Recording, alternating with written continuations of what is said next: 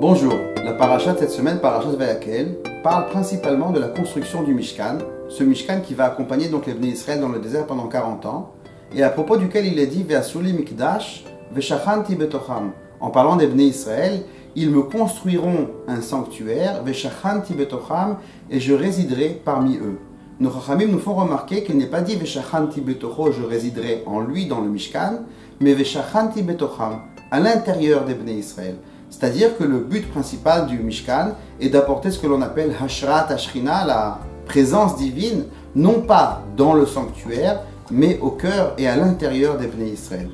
Concernant la construction du Mishkan, on trouve dans le Midrash de la paracha de cette semaine, ça se trouve dans Shemot Rabbah 48.5, que toute personne qui a voulu participer à la construction du Mishkan, a été doté de ce que l'on appelle Chokhma Bina Vada'at, c'est-à-dire une intelligence spéciale qui l'a aidé à mener à bien sa besogne.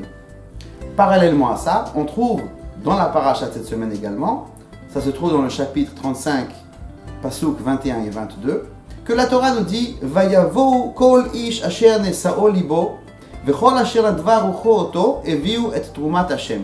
Toute personne asher nesa'o libo, littéralement qui a été portée par son cœur, est venu apporter des dons donc pour participer à la construction du Mishkan. Et le pasuk 22 continue Vayavo anashim al anashim kol nediv lev. Nediv lev, ce sont les personnes généreuses. Les personnes généreuses, elles aussi, sont venues faire leurs dons pour le Mishkan. Rabbi Chaim Vital, le fameux grand élève du Harizal, remarque que dans le pasuk, dans l'ordre des psukim, ce que l'on voit, c'est que ceux qui sont venus en premier apporter leurs dons, ce sont ceux qui ont été portés par leur cœur. Et seulement en deuxième position, on a vu venir les personnes généreuses. Pourquoi cela ? Eh bien, on voit de là, nous dit Rabbi Chaim Vital, qu'une personne qui désirait très fort participer à la construction du Mishkan, même si de manière générale, ce n'était pas quelqu'un de généreux, eh bien voilà que sa volonté a fait, que sa nature s'est transformée, s'est améliorée, et ses traits de caractère sont devenus tels qu'il est devenu encore plus généreux que les personnes qui en général sont généreuses. Alors, en réunissant les trois points qu'on vient d'évoquer, à savoir premièrement que le but du Mishkan est de faire venir la présence divine au cœur de nous-mêmes. Deuxièmement, que les personnes qui ont participé à la construction du Mishkan ont eu droit à une intelligence spéciale qui les a aidés.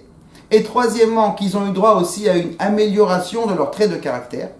Alors à partir de là, Rabbi Cheskel Levinstein nous dit que ces rabbanim, ces maîtres, ont affirmé que toute personne qui désirerait, même aujourd'hui de nos jours, arriver à ce que l'on appelle Hashrat Ashrina, donc à la faire résider Akadosh Baruch Hu en lui, quelqu'un qui est prêt à faire une place pour Akadosh Baruch Hu dans son cœur, aura droit, pour y arriver, à une aide divine spéciale qui contient et une intelligence supplémentaire nécessaire pour y arriver, et également, si besoin, une amélioration de ses traits de caractère. Ce chidouche est très intéressant parce que parfois on se dit, moi j'aimerais bien être tzaddik, mais je me connais, c'est pas du tout moi, ça correspond pas à ma personnalité. Eh bien sachons que si l'envie est sincère et pure, on a droit à une aide divine spéciale qui peut arriver jusqu'à changer notre propre nature pour nous permettre d'arriver à cette Hashrat Ashrina si réellement on la désire.